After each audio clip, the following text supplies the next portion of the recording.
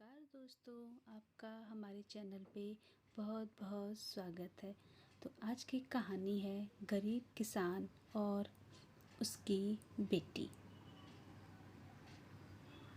बच्चों की कहानियाँ पिटारा। एक बहुत गरीब किसान था। वह अपनी बेटी के साथ एक छोटी सी झोपड़ी में रहता था।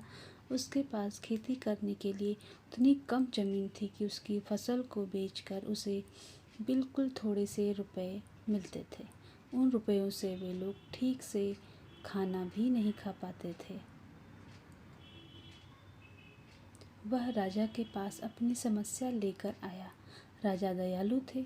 उन्होंने किसान को अपनी ज़मीन में से कुछ ज़मीन दे दी खेती करने के लिए। उन्होंने कहा, यह ज़मीन तो हमारी ही रहेगी, लेकिन उस पर उगने वाली फसल तुम्हारी होगी। किसान ने राजा को बहुत बहुत धन्यवाद दिया।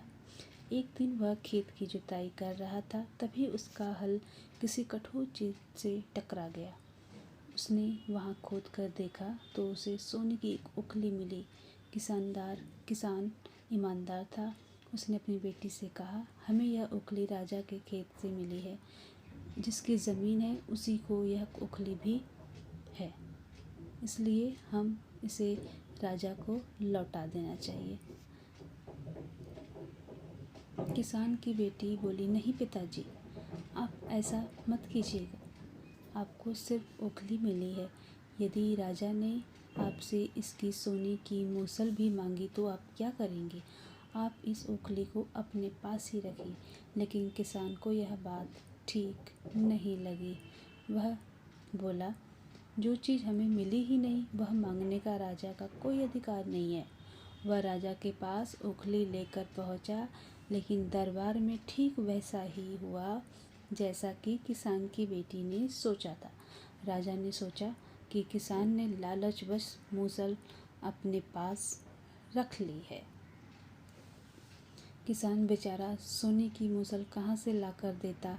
नतीजा यह हुआ कि किसान को जेल में डाल दिया गया। जेल में न उसे ढंग से खाना मिलता, न पानी मिलता। किसान की ऐसी गलती की सज़ा दी गई जो उसने की ही नहीं थी। वह खाए पिए बिना निढाल हो गया था।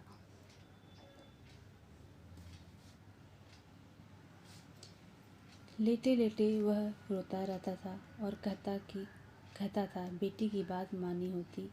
काश मैंने अपनी बेटी की बात मानी होती।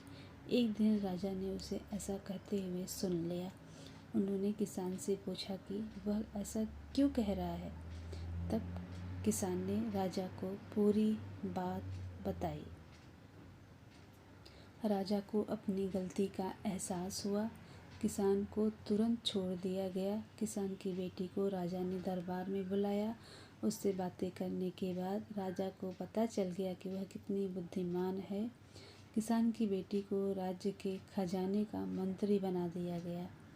उन्हें रहने के लिए घर और सुख सुविधाएं भी दी गई। किसान और उसकी बेटी सदा सुख से रहे। किसान और थोड़ा कष्ट जरूर झेलना पड़ा, लेकिन अंत में सच्चाई की जीत हुई। तो यह कहानी दोस्तों आपको अच्छी लगे तो लाइक शेयर सब्सक्राइब ज़रूर करिएगा। मिलते हैं नेक्स्ट कहानी में।